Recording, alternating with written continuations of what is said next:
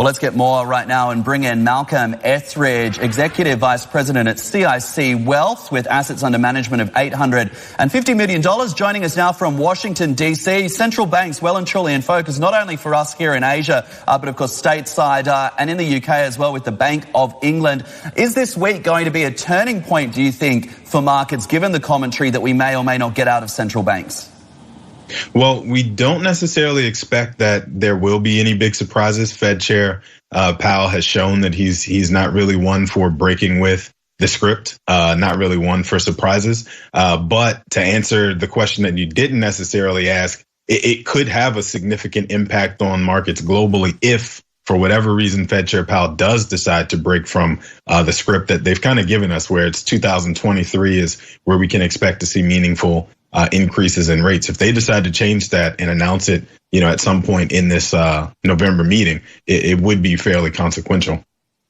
All right. How do you position then ahead of any change in the language? I know you say that that's not your base case scenario, but if you look at particular bond markets around the world, they are sending us signals that perhaps the central banks are remaining too dovish for too long. We've got US equities at record highs. So how do you sit on the equity side of the trade then?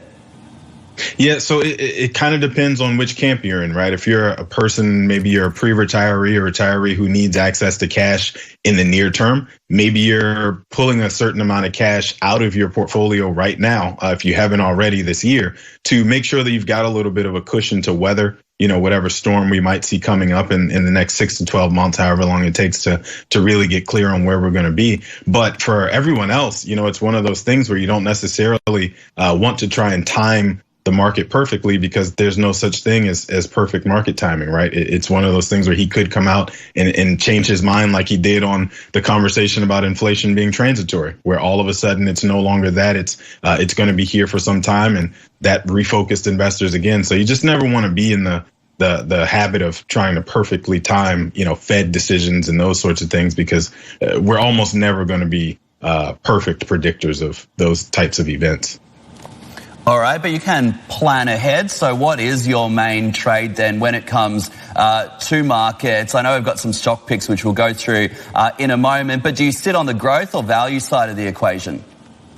We're more on the growth side right now. We're definitely feeling like this is one of those situations where a high tide is not going to continue to raise all boats, right? So we're big fans, obviously, of diversification, like anyone else who does what we do for a living would tell you. But I definitely think this is one of those moments where diversification is going to show its value to clients who have maybe been concerned that they've been lagging, the major indexes, the S&P or the Dow in recent months.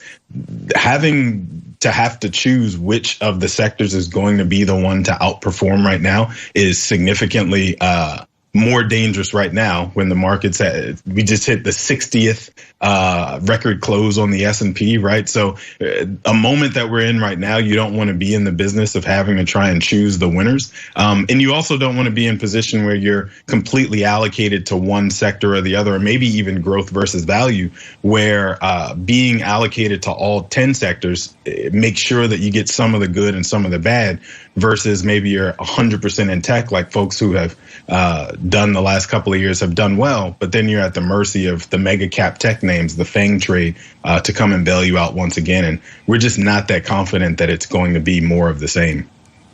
What about on the small cap side of the equation? I was just mentioning that we saw the Russell 2000 jumping by about 2.7% in the overnight trading session. It was its best day since August. That's really going to be up to what this Congress can or cannot do with the infrastructure bill that's been looming for the last, I don't know how many months they've been arguing about it at this point, but initially the idea was, well, $3.5–4 trillion worth of government spending is obviously going to be great for small caps and even mid cap stocks. And now we're looking at a bill that's been cut at least in half.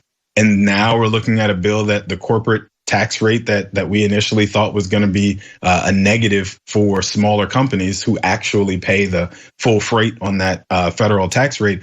Now we're seeing that that's probably going away as well. And so it's really going to be determined by what comes of this federal infrastructure bill that continues to get diluted and diluted the longer we go on, it could end up being that there isn't much spending that we can anticipate is going to go to the smaller and mid-cap companies that are almost completely focused here in the States and don't have the same multinational exposure of the larger, mega caps once again. All right, run us through some of your picks. I know you've got a couple here, PayPal and American Express. Why do you like those two? Well, PayPal, we really like, it's obviously obvious that this company trades at a fairly rich valuation, right? So anyone looking at this one may say is now really the time for this, but we're really focused on their most recent acquisition back in August, where they decided they're going to pair up with Fiserv and serve the gig economy to be able to process payments for them. Right now, Fiserv is processing about $1 billion of payments to gig workers on a monthly basis. And that just offers a huge opportunity for a company like PayPal, where most of those gig workers, we can reasonably assume, probably already have either a PayPal or a Venmo account already. And so to add another PayPal product to the suite of what they own would just be, once again, another opportunity to expand on who their customer set is. And then on the other side, where you mentioned American Express, we really see the opportunity not so much on the consumer side, right? We saw not too long ago where Jamie Dimon came out and made his comments on the fact that they're having a really hard time keeping the margins on some of these higher end consumer facing credit cards that an American Express, that's their bread and butter. But where we're also seeing the opportunity is on the small business side, right? So where all of these companies were having a really tough time processing PPP loans here in the States last year, basically through 2020 and even into 2021, that small company Cabbage that Amex purchased last year, they haven't really tapped into that small business owner set that it makes up Cabbage's customer base.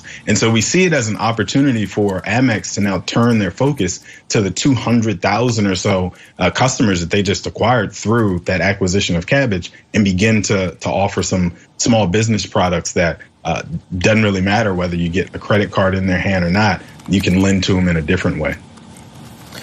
Malcolm, we have to leave it there. Thank you very much for your insights. Malcolm Etheridge from CIC Wealth there.